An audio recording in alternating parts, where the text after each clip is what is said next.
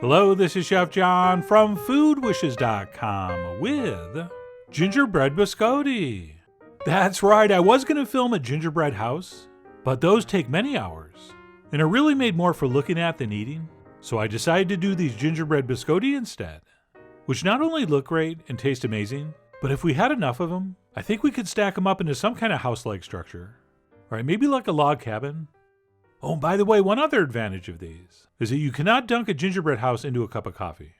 So with that, let's go ahead and get started by mixing up our dry ingredients, which will include some white all-purpose flour, some baking powder, or as the French chefs say, baking powder. We're also going to need a pinch of salt, as well as a ton of ground ginger, and of course some cinnamon. And then we'll finish up with a little bit of freshly grated nutmeg, plus like 1.5 shakes of cayenne that no one's really going to taste, but it will raise the spiciness of our ginger a little bit. And then what we'll do is take a whisk and give this a good mix until everything is thoroughly combined, which is pretty easy, but if you wanted to make it a little more challenging and exciting, you could, if you want, use a really small bowl like this. But anyway, we'll give that a mix and set it aside, and then move on to chopping our crystallized ginger. And a great tip here is to carefully rub your blade with a little bit of vegetable oil, which will help prevent that stuff from sticking to your knife. And by the way, crystallized ginger is one of America's great underrated candies. All right, just so wonderfully sweet and spicy. And we really do want to chop this up nice and fine, but not quite to a paste, because we do eventually need to incorporate this into our dough. And if this gets too pasty, that's going to be a lot harder. But we really do want to chop it at least this fine, and even though it's going to look like it's impossible to do, I'm going to show you how we get all these pieces to separate once we add them to our wet ingredients, which by the way is the next step. And for that, we're going to add 2/3 of a cup of brown sugar to some unsalted butter. And by the way, what does that remind you of? Mickey Mouse? Was it Mickey Mouse? Anyway, to that we will add a little bit of molasses. And fun fact, in case you didn't know, it's actually molasses that makes brown sugar brown. And then what we'll do at this point is take our spatula, and we'll cream this butter and sugar together. And first we'll start with sort of a chopping motion, and then we'll move to sort of a smearing motion, and then we'll move to any motions you want that will work these ingredients into a relatively smooth paste. And once that happens, we're going to switch to a whisk, and then we'll mix in 2 whole eggs, but only one at a time. Whoops, looks like our second egg doesn't want to wait. But anyway, like I just said, we'll go ahead and add 1.5 eggs now. And as usual, when you mix eggs into sugar and butter, it's going to look terrible at first, and like it's not going to work, but just keep whisking. And you'll see in just a minute or so it will smooth out. And once it does, and it's looking something like this, we can go ahead and add our second egg, or what's left of it, and we will whisk that in as well. And then once that's been accomplished, we'll stop and add some real pure vanilla extract, as well as that extremely sticky mass of chopped crystallized ginger. But once that's in there, by mashing and mixing with our whisk, all those little pieces of ginger are going to separate and become coated with that butter and sugar mixture, which is going to prevent them from sticking to each other. And after a minute or so, those should be distributed pretty evenly throughout this mixture. And that's it. Once our declumpification is complete, we will switch back to a spatula and we'll mix in our dry ingredients in 2 additions. So we'll go ahead and dump in about half and mix that in. And then once that's all incorporated, we'll go ahead and add the rest. And the reason for that is mostly so the flour doesn't fly out of the bowl. Okay, if we just dumped it all in, we'd have to mix a lot slower and a lot more carefully. So this way we'll just go ahead and stir in half. And once that disappears, we'll go ahead and mix in the rest.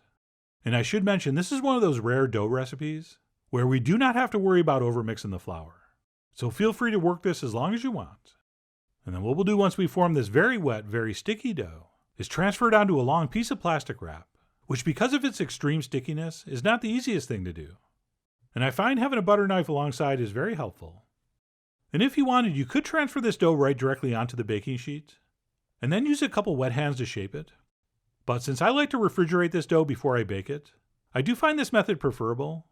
And once we do get that transferred on and wrapped up, it's pretty easy to slide our hands over the plastic to help shape this into a nice uniform size, which I'll say is about 12 to 14 inches long by about 2.5 inches wide. And don't worry about trying to get it perfect here, since once we refrigerate this and it stiffens up a little bit, it's going to be very easy to fine tune if we have to. And that's it. Once that's been wrapped and shaped, we'll go ahead and transfer that into the fridge for at least 30 minutes. Okay, longer is fine. At which point we'll pull it out and unwrap it, and position it on a Silpat line baking sheet.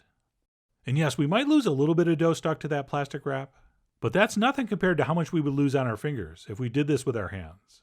Especially since once you started licking your fingers, you probably wouldn't be able to control yourself, and you'd end up eating like 20% of the dough. You know it's true. And then speaking of hands, if you did for whatever reason need to do some fine tuning with the shape, you can do that by wetting your fingers and then smoothing out those edges, or whatever needs to get smoothed. And that's it. Once we're happy with that, it's ready to transfer into the center of a 350-degree oven for about 30 minutes, or until it looks like this. Which, yes, is very attractive, and it looks like it's done. But so we know for sure, a toothpick or skewer stuck in the center should come out clean. And mine did, which means it's ready to cover with a clean towel, and then let it cool on the pan for 20 minutes. And the reason for the towel is that's going to kind of trap in some of the moisture, and it's going to hopefully soften up that crust a little bit, which is going to make the cutting a lot easier. But to hedge our bets, once we uncover it, before we try to slice it, I like to brush a little bit of water all the way around the bottom edge, where it tends to be the crispiest, and by softening that area a little more, we won't have to worry about those edges crumbling as we cut. And that's it. Once that's been accomplished, we can transfer that onto a cutting board.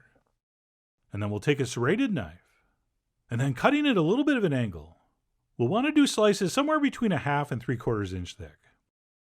And yes, of course you get to snack on that little end piece you trim off. Although don't judge it yet, since we still have to bake this crisp. And besides getting these nice and even, make sure you're cutting perfectly straight up and down. And I realize you didn't tune in for a geometry lesson, but please note, the more you angle your knife, the longer your biscotti will be. So if you want longer ones, simply cut it at more of an angle. And if you want shorter ones, just cut it straight across. But either way, once cut, we'll go ahead and transfer those back to the baking sheet, at which point they're ready for the final baking, although at a slightly reduced temperature.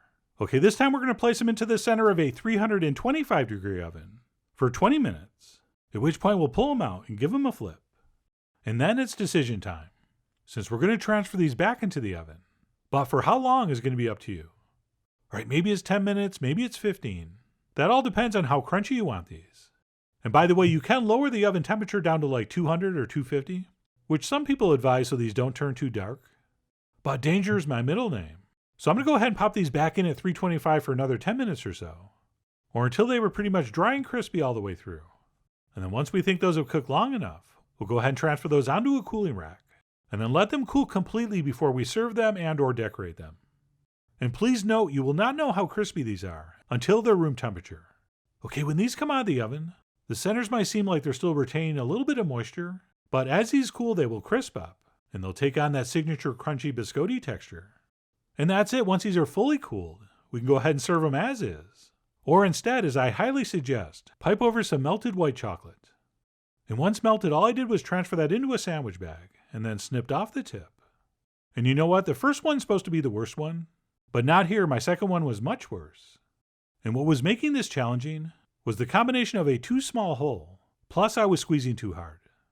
So I took a breath and relaxed, and I lightened my grip, and they started to look a lot better. And by the way, that wasn't the easiest thing to do, since when things are going wrong, we tend to tense up and use more pressure. But that almost never helps. So something to keep in mind next time things are going wrong. Oh, and by the way, for tips on how to melt and temper white chocolate, you should check out the video we did for something called Nipples of Venus. And I guess I could have showed you how to do that here, but I didn't, because I wanted to say Nipples of Venus, which really are amazing, so check it out. And then what we have to do once these are piped is let them sit for about a half hour or more until that chocolate cools down and hardens up. But once it does, they are ready to enjoy. And that, my friends, is a truly amazing biscotti. Just such a delicious, deep, sweet and spicy ginger flavor, plus amazing crunchy texture, which you're about to hear. Oh yeah. And while I think the white chocolate pairs best with this, you could certainly also do this with milk or dark chocolate. Or as I mentioned earlier, just serve them as is. Alright, that's up to you. I mean, you are after all the Truman Capote of your gingerbread biscotti.